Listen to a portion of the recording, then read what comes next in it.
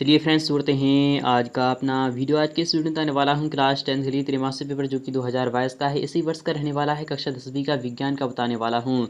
यदि आप क्लास 10 के छात्र हो और दे रहे हो एमपी बोर्ड में त्रैमासिक एग्जाम क्लास 10 का, तो अंत तक वीडियो को जरूर दे लेना। इसी पेपर में से आने वाला है आप एग्जाम क्वेश्चन पेपर में सभी का सभी इसी में से आने वाला है, इसलिए एक बार वीडियो को जरूर देख लेना। मात्र 10 मिनट का वीडियो आपकी लाइफ में काफ़ी चेंजेस ला सकता है, इसलिए अंत तक वीडियो को जरूर देख लेना। यदि आपको 80/80 चाहिए, 100% आपको स्कोर करना है साइंस में, तो एक बार इस वीडियो को जरूर देख लेना।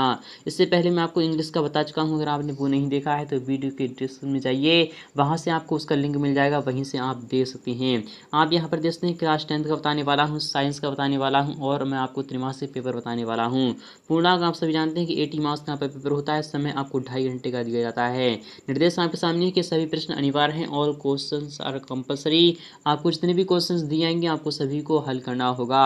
और प्रश्न क्रमांक 1 से लेकर 4 तक आपको वस्तुनिष्ठ प्रश्न है, इनके वस्तुनिष्ठ प्रश्न के आपको उत्तर देना होंगे। थर्ड वाला कह रहा है कि प्रश्न क्रमांक 5 से लेकर 9 तक प्रत्येक प्रश्न के लिए आपको 2 अंक रखा गया है। और प्रश्न क्रमांक 10 से लेकर 14 तक आपको प्रत्येक प्रश्न के लिए आपको 3 अंक मिलेगा।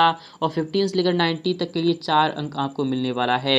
और 20 से लेकर 22 तक के लिए 5 अंक आपको निर्धारित किए गए हैं। इनके एक क्वेश्चन का जवाब देने पर आपको 20 से लेकर 22 तक ऐसे क्वेश्चन होंगे 3, जिसमें कि 5 अंक मिलेगा एक क्वेश्चन का जवाब देने पर। तो फाइनली शुरू करते हैं आज का अपना वीडियो। तो फाइनली आपके सामने आपका पेपर आ चुका है, तो अंत तक वीडियो को जरूर देख लेना। यहाँ पर पहला वाला क्वेश्चन इस प्रकार से रखा गया है कि सही विकल्प आपको चुनकर लिखना होगा। क्या करना है आपको? सही विकल्प चुनकर लिखना होगा।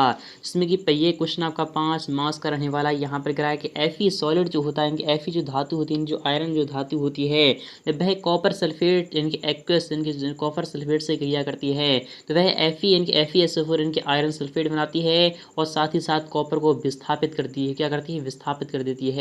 कॉपर सल्फेट के विलयन से कॉपर को विस्थापित कर देती है और उसके स्थान पर सोडियम आ जाती है। इस उपरोक्त अभिक्रिया का एग्जाम्पल यानी कि एक उदाहरण है, तो किस अभिक्रिया का उदाहरण है? तो मैंने अभी भी आपको बोला है कि जो Fe जो है वो अधिक अभिक्रियाशील धातु है कॉपर के मुकाबले। तो वह क्या करती है? तो वह Fe जो होती है वो कॉपर सल्फेट से कॉपर को विस्थापित कर देती है और स्वयं उसके स्थान पर आ जाती है। इस अभिक्रिया को हम विस्थापन अभिक्रिया कहते हैं। क्या कहते हैं? तो विस्थापन अभिक्रिया कहते हैं। नेक्स्ट बात में यहाँ पर निम्न में से कौन प्रबल अम्ल नहीं है? क्या H2SO4 प्रबल अम्ल नहीं है? तो नहीं, H2SO4 तो एक प्रबल अम्ल होता है। HNO3 भी एक प्रबल अम्ल होता है। HCl भी एक प्रबल अम्ल होता है, बट H2CO3 यह प्रबल अम्ल नहीं होता है। H2CO3 क्या होता है आपको वो बताना होगा। नेक्स्ट बात में यहाँ पर वृक्क की छनन इकाई कहलाती है। तो वृक्क की जो छनन इकाई होती है वो क्या कहलाती है? क्या न्यूरॉन कहलाती है, फिर नेफ्रॉन कहलाती है, फिर हेनले लूप कहलाती है, या फिर मूत्र वाहिनी? वृक्क की छनन इकाई की बात हो रही है यहाँ पर। तो वृत्त की जो वृक्क की जो छनन इकाई होती है वो नेफ्रॉन कहलाती है। क्या कहलाती है? नेफ्रॉन कहलाती है। आपको सिंपली यहाँ पर बी वाला लगा देना है। हाइड्रा में प्रजनन किस विधि द्वारा होता है? तो हाइड्रा में जो प्रजनन होता है वह किस विधि के द्वारा होता है? तो विखंडन के द्वारा होता है। किसके द्वारा होता है? तो विखंडन के द्वारा होता है हाइड्रा में। बल्कि यहाँ पर हाइड्रा में मुकुलन होता है। क्या होता है? मुकुलन होता है। मुकुलन को हम क्या कहते हैं? पुनरुद्भवन कहते हैं। क्या कहते हैं? पुनरुद्भवन कहते हैं, या फिर हम ग्राफ्टिंग या फिर विखंडन कहते हैं। आपको सिंपली यहाँ पर बी वाला ही लगा देना। नेक्स्ट बात में तारों के टिमटिमाने का कारण क्या है? क्या प्रकीर्णन है? तो नहीं। क्या व्यतिकरण है? तो नहीं। अपवर्तन है? तो हाँ। तारों जो टिमटिमाते हैं वो किसके कारण टिमटिमाते हैं? तो अपवर्तन के कारण ही टिमटिमाते हैं। सा वाला ऑप्शन आपका करेक्ट हो जाएगा। नेक्स्ट बात में सेकंड वाला भी क्वेश्चन आपका मोस्ट इंपोर्टेंट रखा गया है। यहाँ पर कह रहा है रिक्त स्थानों की आपको पूर्ति करना होगी। यह क्वेश्चन भी आपका 5 मार्क्स आपको दिलाने वाला है। पहला वाला क्वेश्चन है गोलीय दर्पण की फोकस दूरी उसकी वक्रता त्रिज्या की कितनी होती है? गोलीय दर्पण की जो फोकस दूरी होती है उसकी वक्रता त्रिज्या कितनी होती है? तो हाफ यानी कि आधी होती है। क्या होती है? तो आधी होती है। आपको सिंपली यहाँ पर आधी लिख देना है। पौधों में खाद्य पदार्थों का जो स्थानांतरण करता है डेस ऊतकों द्वारा होता है। किस ऊतकों द्वारा होता है? पौधों में खाद्य पदार्थों का जो स्थानांतरण होता है वो किसके द्वारा होता है? तो फिलोएम के द्वारा होता है। किसके द्वारा होता है? तो फिलोएम के द्वारा होता है। आपको सिंपली यहाँ पर क्या लिखना है? तो फिलोएम लिखना है। क्या लिखना है? तो फिलोएम लिखना है, वही आपका आंसर रहने वाला है। नेक्स्ट बात में क्रेब्स चक्र क्रिया डेस के अंदर पूर्ण होती है। किसके अंदर पूर्ण होती है? क्रेब्स चक्र क्रिया यहाँ पर क्या कर रहा है, तो वह किसके अंदर पूर्ण होती है? तो माइटोकॉन्ड्रिया के अंदर पूर्ण होती है। किसके अंदर होती है? तो माइटोकॉन्ड्रिया आपको लिखना है। मेढक के हृदय में डेस कक्ष होते हैं। कितने कक्ष होते हैं? तो 3 कक्ष होते हैं। जबकि मनुष्य में कितने? 4 कक्ष होते हैं। लोहे में जंग लगना किस क्रिया का एग्जाम्पल है? तो आपको बता चलूं संक्षारण का है। किसका है? तो आपको सिंपली यहाँ पर क्या लिखना है? तो संक्षारण क्रिया लिख देना है। अगर बात करें नेक्स्ट वाले क्वेश्चन की, तो नेक्स्ट वाला भी क्वेश्चन आपका इंपॉर्टेंट रखा गया है। थर्ड वाला भी क्वेश्चन आपका mostly very very most important question है। ये तो एग्जाम में क्वेश्चन आने लायक ही है, नहीं आने ही वाला है। ये क्वेश्चन आपका 5 मार्क्स आपको दिलाने वाला है। सही जोड़ी बनाकर आपको यानी पुनः लिखना होगा। क्या करना है, सही जोड़ी बनाकर आपको पुनः इसे लिखना भी होगा। तो व्यंजन चूर्ण क्या होता है, तो व्यंजन चूर्ण जो होता है CaOCl2 यानी कैल्शियम ऑक्सीक्लोराइड होता है। प्लास्टर ऑफ पेरिस क्या होता है, तो कैल्शियम सल्फेट अर्धहाइड्रेट होता है। क्या होता है, कैल्शियम सल्फेट अर्धहाइड्रेट होता है। जिप्सम क्या होता है, कैल्शियम सल्फेट यानी डाईहाइड्रेट होता है। क्या होता है, डाईहाइड्रेट होता है। नेक्स्ट बात करें यहाँ पे ऑक्जेलिक अम्ल क्या होता है, तो ऑक्जेलिक जो अम्ल होता है वह क्या होता है, ऑक्जेलिक अम्ल आपको सिंपली यहाँ पर COOH का होल ट्वाइस ही होता है। और सिर का जो होता है वो CH3COOH होता है। तो फाइनली इसका भी आंसर आपको मिल चुका है। तो आई होप आप समझ में आ रहा होगा और ये भी आपके 5 मार्क्स बिल्कुल ही क्लियर हो चुके हैं। नेक्स्ट की बात करें, फोर्थ वाला भी क्वेश्चन आपका इंपॉर्टेंट रखा गया है। तो देख लेते हैं फोर्थ वाला क्वेश्चन। तो फाइनली आपके सामने आ चुका है। यहाँ पर जो चौथा वाला क्वेश्चन क्या कह रहा है आपको देख लेना। ये भी क्वेश्चन आपका 5 मार्क्स का रहने वाला है।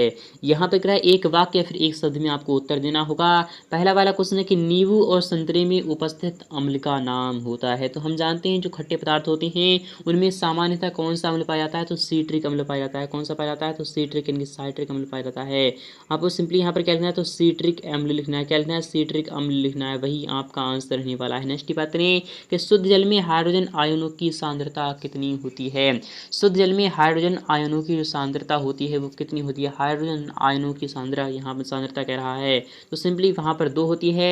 लेंस की क्षमता का आपको सूत्र लिखना होगा। क्या करना है, लेंस की क्षमता का जो सूत्र होता है P = 1/f होता है, आपको यही लिख देना है। दर्पण सूत्र आपको लिखना हो। दर्पण सूत्र क्या होता है, 1/v होता है प्लस में 1/u होता है।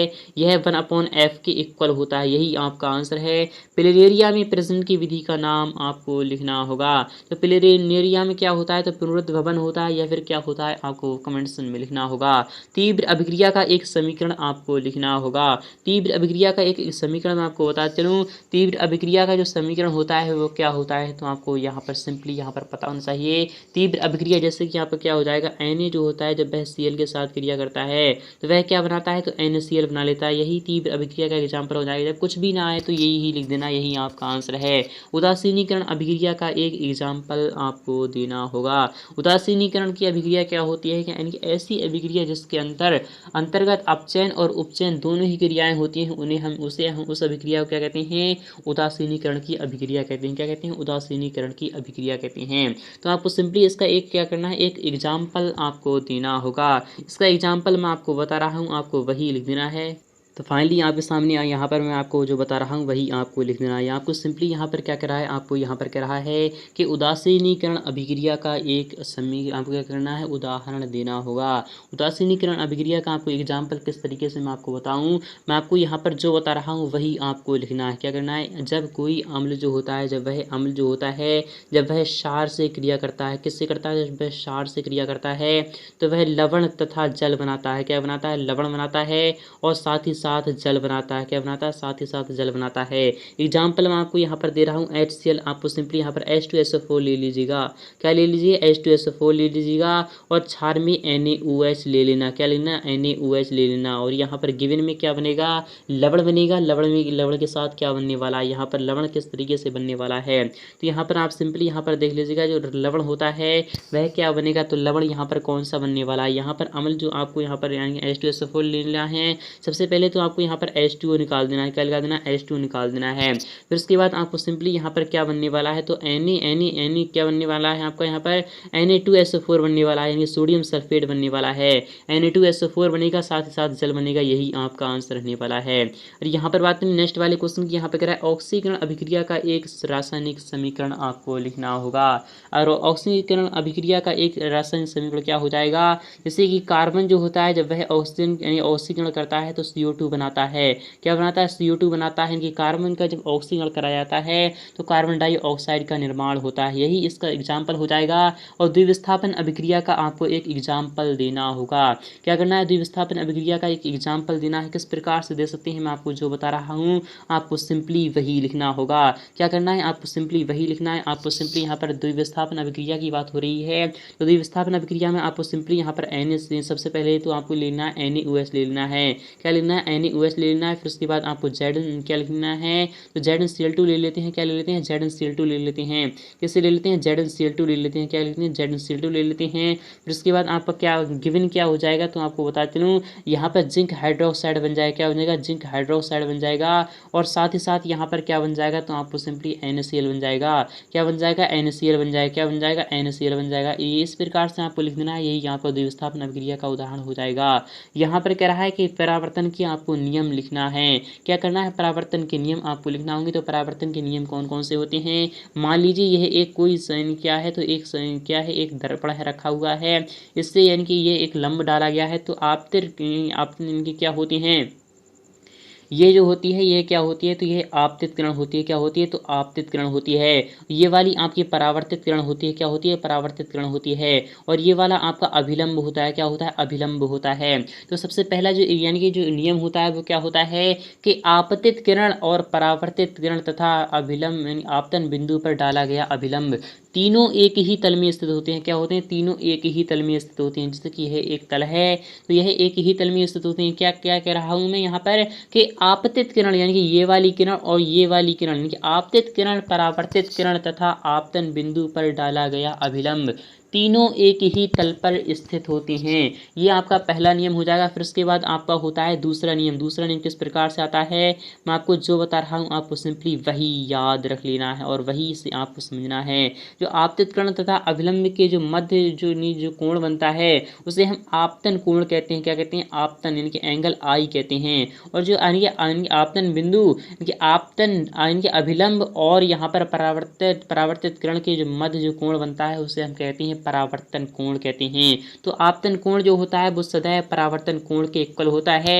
ये आपका प्रकाश का यानी परावर्तन का द्वितीय नियम हो जाएगा। यही आपका आंसर रहने वाला है। तो आई होप आपके समझ में ये भी आ चुका होगा। और यहाँ पर बात करें नेक्स्ट वाले क्वेश्चन की, तो वो भी देख लीजिएगा। अथवा वाले क्वेश्चन है कि पूर्ण आंतरिक परावर्तन क्या होता है। तो पूर्ण आंतरिक परावर्तन इस प्रकार से होता है, मैं आपको यहाँ पर बता रहा हूँ। तो पूर्ण आंतरिक परावर्तन में आपको सिंपली यहाँ पर एक फॉर्मूला बता रहा हूँ। साइन सी बराबर क्या होता है, तो साइन सी बराबर जो होता है तो 1/n के होता है। तो सी बराबर क्या हो जाएगा, साइन इनवर्स क्या हो जाएगा, साइन इनवर्स 1/n के हो जाएगा। इसी को आपको सिंपली लिख देना है। मैं आपको जो बता रहा हूँ वही आपको लिखना है। प्लाज्मा क्या है, इस सभी का मैं आपको नेक्स्ट पार्ट में सॉल्यूशन दिखाने वाला हूँ। यहाँ पर कह रहा है रेखीय आवर्धन से आप क्या समझते हैं, आपको एग्जाम्पल देना होगा। ऊष्माक्षेपी मोस्ट इंपोर्टेंट है। ऊष्माक्षेपी को आप अच्छे प्रकार से देख लीजिएगा। रेखीय आवर्धन से आप क्या समझते हैं, रेखीय आवर्धन जो होता है उसे हम m से डिनोट करते हैं। जैसे कि लेंस के लिए निकालते हैं तो आपका माइनस का h' होता है। प्रतिबिंब की ऊंचाई अपॉन में क्या होता है, बिंब की ऊंचाई को हम रेखीय आवर्धन कहते हैं। अपवर्तनांक किसे कहते हैं, और जल और क्राउन कांच का अपवर्तनांक आपको लिखना होगा। अपवर्तनांक क्या होता है आपको डिफाइन कर देना है। एक उत्तल लेंस की जो फोकस दूरी है वो 40 सेंटीमीटर। लेंस की क्षमता आपको निकालना होगी। लेंस की क्षमता जो होती है वो 1/f की होती है, जबकि f मीटर में हो। तो आप सेंटीमीटर में है यहाँ पर, तो 100/f लिख लीजिएगा। तो 100 ऊपर, क्योंकि उत्तल लेंस है इसलिए आपको यहाँ पर क्या कर रहा है, प्लस में चल रहा है। तो आपका 4/10 यानी कि p इक्वल आपका कितना आ जाएगा, 2.5 डायोप्टर आ जाएगा। 2.5 डायोप्टर यही आपका आंसर है। अथवा की बात नहीं, यहाँ पर कह रहा है एक वस्तु उत्तल लेंस से 10 सेंटीमीटर दूरी पर रखी है। लेंस की क्षमता 5 डायोप्टर है। तो प्रतिबिंब की फोकस दूरी आपको निकालना है। क्या निकालना है, प्रतिबिंब की फोकस दूरी निकालना है। यहाँ पर उत्तल लेंस की यहाँ पर उत्तल लेंस से यानी वस्तु उत्तल लेंस से कितनी दूरी पर है, 10 सेंटीमीटर दूरी पर। यू उपकरण आपको कितना दिया जा रहा है, यहाँ पर 10 सेंटीमीटर दिया जा रहा है, वो भी माइनस का आएगा यहाँ पर। और यहाँ पर क्या दिया रहा है, दूरी पर है। तो उत्तल लेंस की जो इनकी क्षमता है, क्षमता है पी इक्वल आपकी कितनी है, तो 5 डायोप्टर है। कितनी है, तो 5 डायोप्टर। प्रतिबिंब की दूरी आपको निकालना है। वी इक्वल आपको निकालना है। सबसे पहले हम पी से हम क्या निकालते हैं, तो पी से हम एफ निकाल लेते हैं। क्या निकाल लेते हैं, तो एफ निकाल लेते हैं। तो 5 यहाँ पर आ जाएगा और यहाँ पर 1/f आ जाएगा। फिर उसके बाद आपका क्या आ जाएगा, एफ इधर आ जाएगा और यहाँ पर 1/5 यानी कि कितना हो जाएगा, तो 20 सेंटीमीटर हो जाएगा। कितना हो जाएगा, तो 20 सेंटीमीटर। एफ यहाँ पर आपका यहाँ पर 20 सेंटीमीटर आ चुका है, जो कि प्लस का है। किसका है, प्लस का। यू आपको यहाँ पर माइनस का 10 सेंटीमीटर है। और यहाँ पर जो वी आपको क्या करना है, वी आपको निकालना है। तो लेंस सूत्र क्या होता है, तो 1/v माइनस का 1/u इक्वल आपका होता है 1/f के होता है। तो 1/v क्या हो जाएगा, तो 1/v आपको यहाँ पर ही आ जाएगा, माइनस का 1/u है यानी कि प्लस का 1/10 हो जाएगा, फिर उसके बाद आपका 1/f है यानी कि 20 हो जाएगा। फिर उसके बाद आपका क्या हो जाएगा, तो 1/b आपको यहाँ पर ही रखना है और 1 आपको यहाँ पर 20 और यहाँ पर माइनस का 1/10 हो जाएगा। इस प्रकार से हम करते हैं तो आपका क्या आता है, तो सिंपली आपको यहाँ पर 20 आता है कॉमन, यहाँ पर माइनस के 2 आ जाएगा, तो यहाँ पर क्या आ जाएगा, तो माइनस का 1/20 आ जाएगा, क्या आ जाएगा, माइनस का 1/20 आ जाएगा। ये प्रतिबिंब की दूरी आएगी जो वह कितनी आ जाएगी, तो प्रतिबिंब की दूरी यहाँ पर माइनस का 20 सेंटीमीटर आ चुकी है। यही आपका आंसर रहने वाला है। नेक्स्ट ये बात थर्ड वाला क्वेश्चन क्या कह रहा है, क्वेश्चन 13 है कि प्रकाश संश्लेषण से आप क्या समझते हैं। इसका एग्जाम्पल भी आपको यानी समीकरण भी देना होगा। पौधों में उत्सर्जन तंत्र अधिक विकसित नहीं होता है, क्यों, आपको बताना है। मनुष्य के नर जनन तंत्र की आपको वृषण का क्या कार्य है, आपको लिखना है। इसके बाद का मैं सॉल्यूशन नेक्स्ट पार्ट में दिखा दूंगा। तो मिलते हैं नेक्स्ट